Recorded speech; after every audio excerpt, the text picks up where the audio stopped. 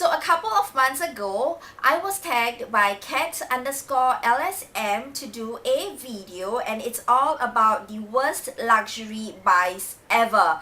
So this tag was created by her, and if you guys are not familiar with Cat, well, she is a YouTuber here and has her own channel, and I will leave all the links and details of her channel below, so make sure go and check her out. So there are a total of 5 categories. The first one is bags or handbags, second one is small leather goods, third one is shoes, fourth, makeup or skincare, and the last one is others, which you can include your accessories or your clothing and so on. After looking through history and also my current items that I have with me, I would say that majority of my worst luxury buys fall under the category of handbags and also shoes. As for the other 3 categories, I would say that I am pretty safe on those areas. So anyways, if you guys are interested to know what are my worst luxury buys on handbags and also on shoes,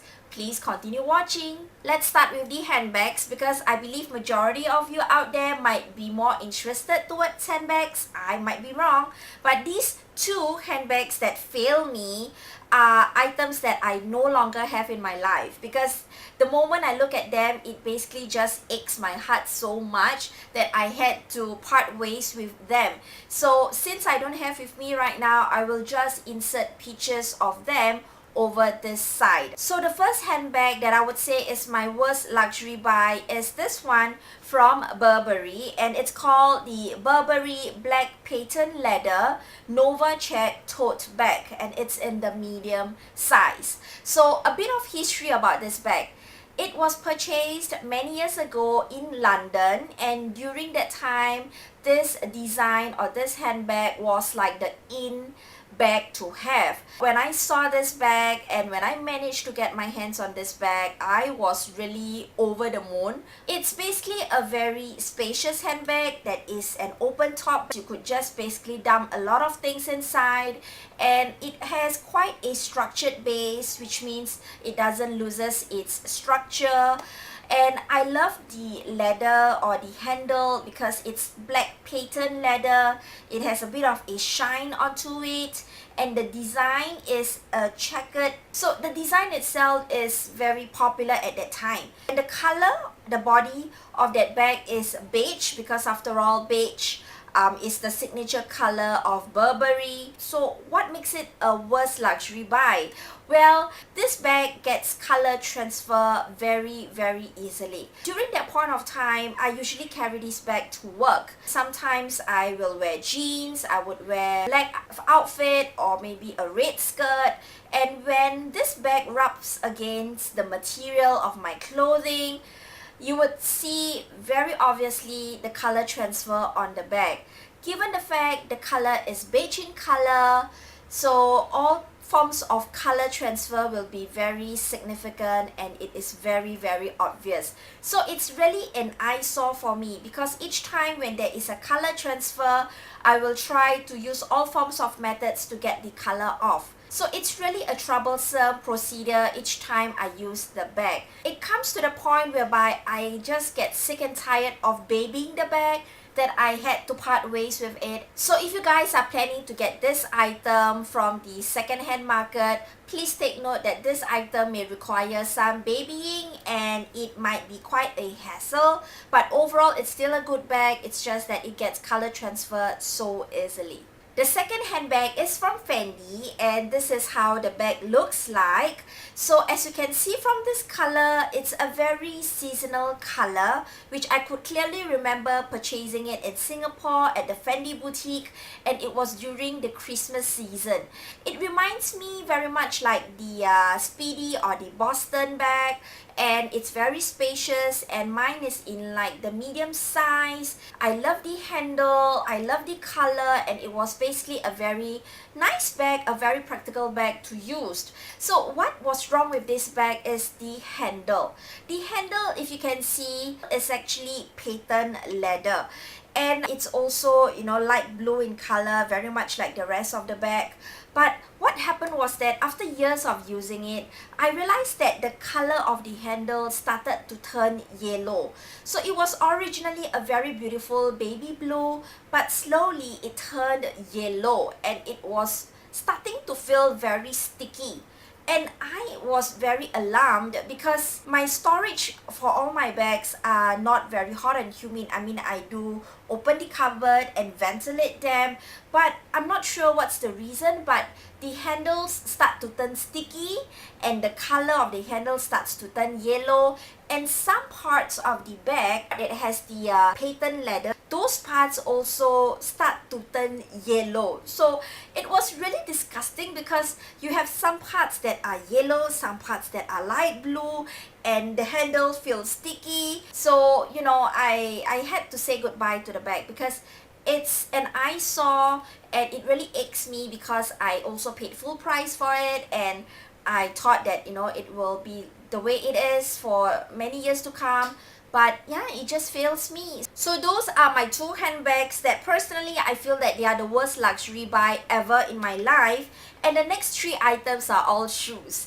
I noticed that I tend to buy shoes that hurt my feet, and these three pairs of shoes are like the ultimate ones. Let's look at my first pair, and this is the one. Yes, this beauty over here unfortunately makes it to my worst luxury buys ever. If you guys are not familiar, this is the Valentino Rockstar Ballerina flats, and when I watch Kat's video, she also listed this item in her worst luxury buy. Honestly speaking, I really don't understand why there are so many people out there that are praising and raving about this flats. Some of you guys out there praise this item so much. You said that it is so comfortable, you could walk on it the whole day without any aching feet, but it doesn't work the same way for me, unfortunately. This item was purchased at a discounted price, and I should say I was really over the moon when I know that it was on discount. Like all new shoe owners out there, I was so excited to try it out. My first try with this pair of shoe ended up with blisters, with lots of plasters or band-aids on my ankles. Oh my god, it was really a painful experience. And I was thinking whether is it because I didn't give it enough time to break through, or is it because I need to wear some additional stockings or things like that. But that's not the case, because after wearing it the second and the third time or the fourth time, the same thing happened to me.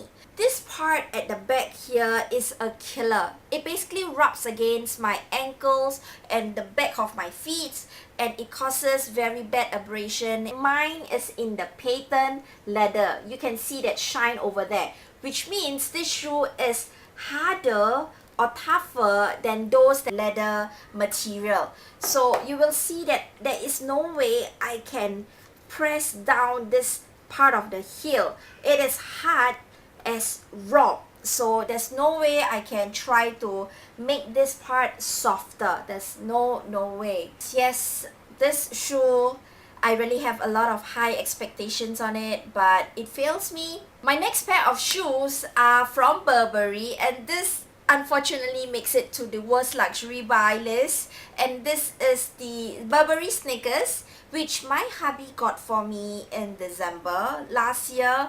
And I was really very happy when I decided to choose this, because I could clearly recall it was either this pair of sneakers or the Burberry espadrilles, which I should actually pick that one because it was definitely more comfortable when I tried it at the store at the time. But the reason I decided to get this pair of sneakers was because I had too many espadrilles in my collection that, I should choose something different. It looks very pretty, if you can see. It has that heart design and everything. But what makes it so bad is this shoe is really very hard and very tough. And this part itself is also very hard. Basically, the entire shoe is very hard and stiff. So just imagine if you have to walk for a whole long day and you are wearing a hard piece of shoe that is so tough in the front and also at the back. You will definitely be screaming for help. That's what I did. The first time I wore this shoe, it ended up in blisters. My feet was so tight, feeling so tight in this pair of shoes, and I was cursing and swearing the whole time.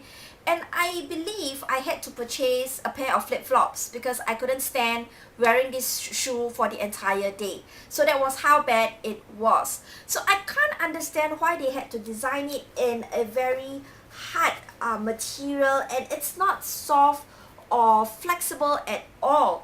And recently I tried again wearing this shoe to IKEA, and I had to take out my band-aid and plastered all around my feet. I mean, I did try to wear it as much as I could, but the material just doesn't soften anymore. So this is definitely gonna be sitting in my cupboard. Maybe I might give it to someone, I'm not sure, but as of right now I will just put it in a box and keep it in my storage area.